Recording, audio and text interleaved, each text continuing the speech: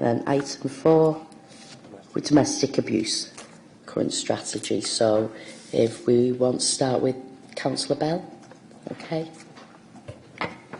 Hello, thank you very much for inviting me to Scrutiny this afternoon. And I just want to say I'm happy to come at any time if there's anything within my portfolio that you want to ask questions on. I'm more than happy to come along. I want to work as closely as possible with Scrutiny and give you all of the information that I can so that you can do the job that you want to do.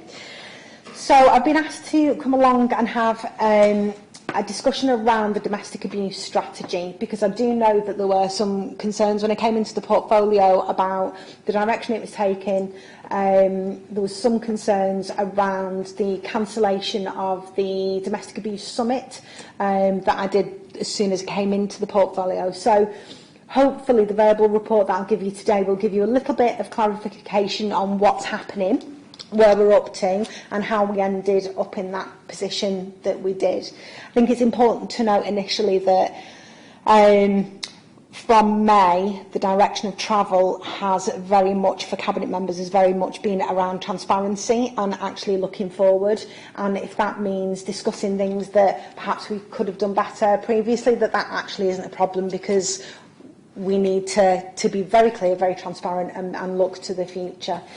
So when I came into the portfolio, I was immediately met with, we are having a summit, we're having a domestic abuse summit.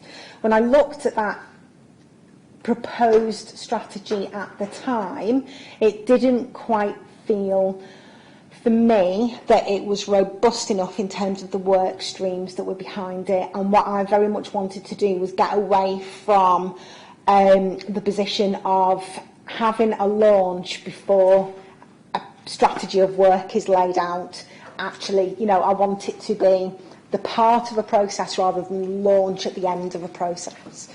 So I asked for that strategy to be put back so that we could get some very I asked for the summit to be put back so we could get some very definite work streams underneath it, so we knew what we wanted it to achieve, what the outcomes were going to be, and how it was going to inform the work going forward. So that's why it was cancelled. And I feel that that was the right decision, and I'm happy to defend that if, later on when we've got questions. The other thing that we looked at was the domestic abuse strategy. So I think this is something that is definitely highlighted as a learning point for everybody.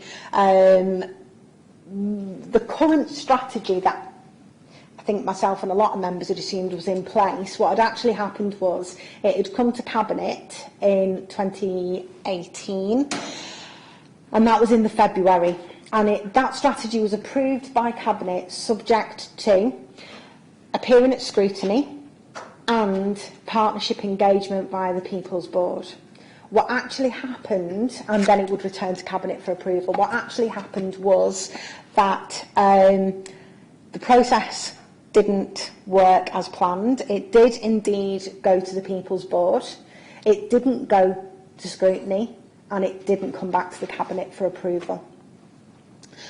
So when we were looking at that strategy, what I wanted to do was, going forward, make sure it was right.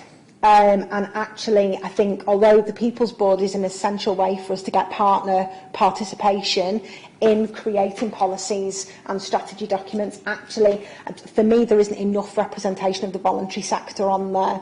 So I spent some time over the summer going out and visiting organisations like Apex Trust, and the IDVA team and Housing Options, and lots of different parts of the council and the voluntary sector that were working with victims of domestic abuse to look at how we all work together.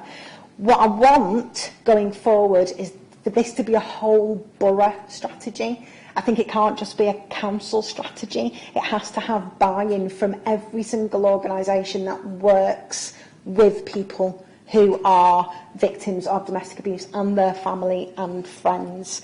And I very much wanted there to be an additional focus around supporting people to come forward on behalf of victims as well, because often when you are a victim of domestic abuse, you can't always see it because you're in the middle of it, and actually educating people on the periphery and the community can help increase awareness of that and support victims who are already vulnerable without putting the onus on them to have to deal with what's happening to them.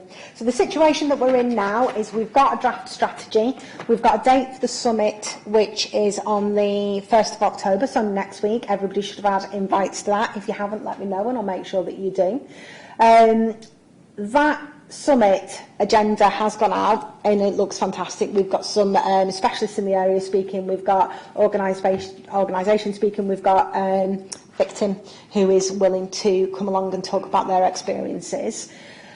The domestic abuse strategy in its draft form will then be given to the people in that room to look at, to feed into, to suggest changes, alterations, and to give a real perspective from everybody as to how we can make it robust. We're going to do this, we need to do it right, and we need to do it once. I don't want us to end in this position in another year's time where we're having to review a strategy. Again, I want it to be a robust strategy going forward. So I'm quite happy with where we're at. Obviously, it's later than we planned it to be, but as I say, I'd rather it be a couple of months later and working well. Definitely want to thank officers because I've put them under a tremendous amount of pressure to kind of get involved, and I've been meeting with officers across portfolios as well who've committed to this and bought into this way of working. So it's been really, really good, I think, from a council approach. So if anybody's got any questions, please, ask away. Thanks for that, Councillor Bell. Councillor Pearl, Councillor Missel.